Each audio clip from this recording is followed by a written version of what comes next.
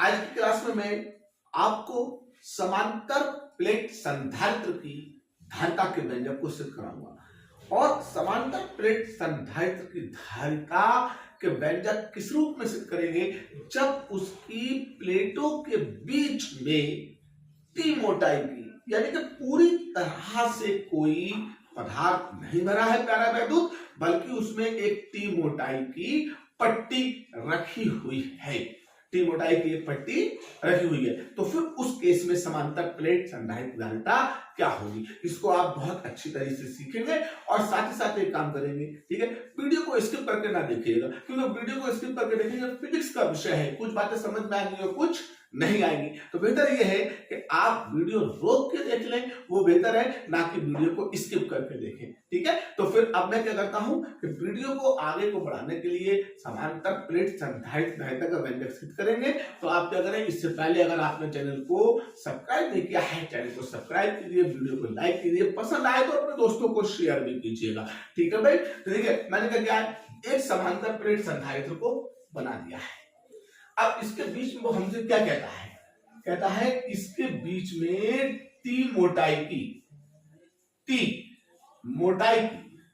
ये टी मोटाई की एक पैरा वैद्युत पदार्थ की पट्टी भर गई है। अब इसका पैरा वैद्युतांक K है और इसकी मोटाई T है और पूरी प्लेटों के बीच की डिस्टेंस जो थी वो D थी। ठीक है, अब इस तरह से इसके बीच में पैरा वैद्युत पदार्थ की एक क्या रख दी गई है, पट्टिका रख दी गई है। किसके लिए? समांतर प्लेट संधारित्र की धारिता को निकालने के लिए रख दी गई है। अब मुझे समांतर प्लेट संधारित्र धारिता का व्यंजक निकालना है, तो देखो पट्टी इतने हिस्से में रखी है, बाकी remaining parts of the capacitor, तो समांतर प्लेट संधारित्र की प्लेटों का बचा हुआ भाग क्या रह गया, एक इधर का एक इधर का। इस खाली भाग में तो वायु है।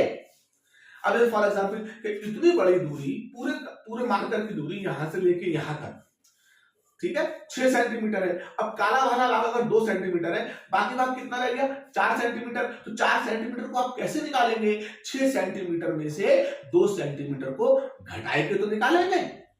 तो ऐसे ही अगर समान रूप से वायु थी, उसके बीच में पट्टी रख दी है टी मोटाई की और वायु का भाग डी था, तो फिर पट्टी रखने के बाद शेष वायु का भाग कितना बचेगा, डी माइनस टी बचेगा।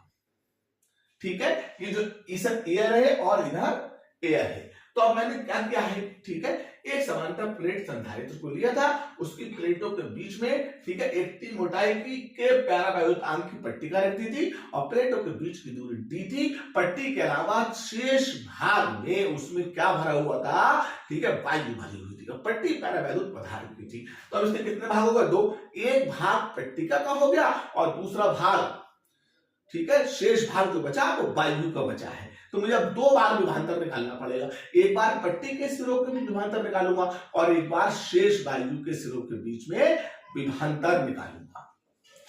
ठीक है, तो पट्टी के सिरों के विभांतर क्या होगा और वायु के सिरों के बीच में विभांतर क्या होगा, जरा सा इसको देख लेते हैं। ठीक है, तो इसके मैंने क्या भाग करे हैं, 2 भाग करे हैं। ठीक है, एक भाग मैंने करा है पट्टी का भाग और दूसरा भाग मैंने करा है वायु का भाग, तो पट्टी के भाग में जो, ठीक है, विभांतर आएगा, तो जरा उस विभांतर को देखेंगे, तो वो V बराबर, उसे बन क्या लेते हैं, क्या लेते हैं, बन। तो ये कितना आएगा, ठीक है, Q अपॉन में epsilon 0 K A into T आएगा।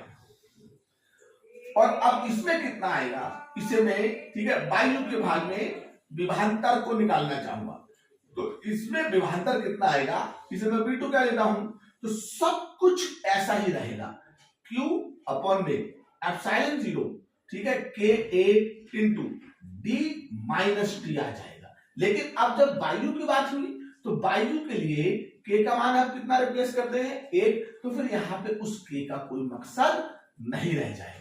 अब जब इतनी चीज आ जाएगा, तो जब इतनी चीज आ जाती है ना, तो आप क्या करेंगे, ठीक है।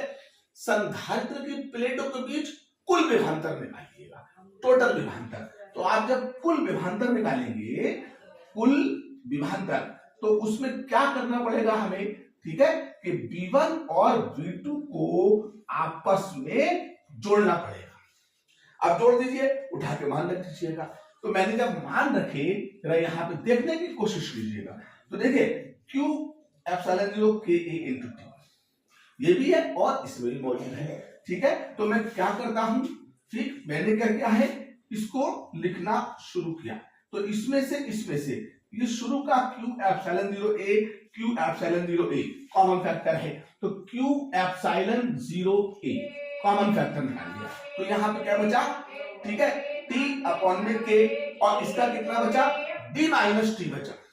तो अब यहाँ पे क्या बचेगा, ये T अपॉन में K और फिर प्लस का निशान D माइनस T बचेगा। ये इतनी छोटी सी बात बचेगी कि इसमें क्या बचा है, इसमें T अपॉन में K बचा है और उसमें क्या बचा है, ठीक है, D माइनस T बचा है।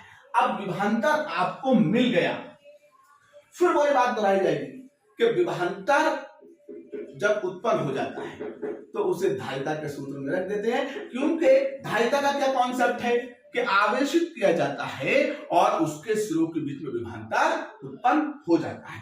अब मैं विभवांतर को जब निकालने जाऊंगा तो फिर अब धारिता का सूत्र लिखें। तो धारिता जो है वो C बराबर Q अपॉन में V है।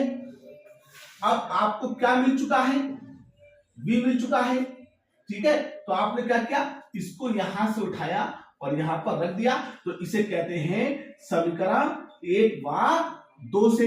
समीकरण 1 और 2 से जब देखेंगे तो हमारा क्या आएगा, C ऐसा ही, Q ऐसा ही, अपॉन में, ठीक है भाई, अपॉन में Q अपॉन में एप्सिलॉन 0A, ब्रैकेट लगेगी, ब्रैकेट में, ठीक है, दिल चाहे तो पहले D माइनस T को लिख लो और प्लस T अपॉन के, और दिल चाहे तो पहले D अपॉन के लिख लेना, ठीक है, क्योंकि योग में क्रम विनिमय नियम लग जाता है, इसका कोई फर्क नहीं पड़ता है। तो Q से Q क्या हो गया, कैंसिल, तो ये कहां पहुंच गया, ऊपर। तो फिर क्या हो जाएगा आपका एप्सिलॉन 0A अपॉन में ब्रैकेट के अंदर जो बचेगा वो D माइनस T अपॉन में, ठीक है, 1 प्लस T अपॉन K बचेगा।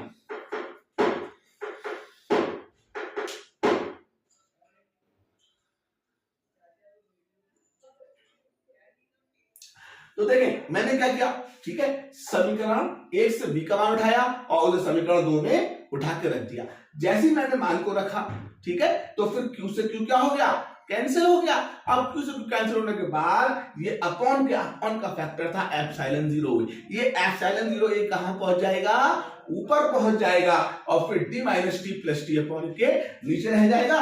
इसे उठाएंगे और बॉक्स में बंद करने के बाद फैराड लिख देंगे। तो अब ये भी क्या है, ये भी एक समांतर प्लेट संधारित्र की धारिता का व्यंजक है, लेकिन ये किस केस में है, ये उस केस में है कि जब समांतर प्लेट संधारित्र की धारिता को हमें निकालना हो और उसकी प्लेटों के बीच में आंशिक रूप से पैरालाल पदार्थ की पट्टी रखी हो, भरी हो। तो उम्मीद करता हूं ये आपने व्यंजक सीख लिया होगा। अगर सीख लिया है तो आप एक बार फिर से आपसे रिक्वेस्ट करता हूं, वीडियो को सब्सक्राइब कीजिए, लाइक कीजिए, अपने दोस्तों को शेयर कीजिए। तब तक के लिए वंदे भारत सीरीज का ये सवाल आप तैयार कीजिए। मैं अगले वीडियो की तरफ जाता हूं, अलविदा लेता हूं आपसे। वंदे भारत, वंदे मातरम कह के वंदे भारत सीरीज के इस सवाल की तैयारी कीजिए। जय हिंद, जय भारत।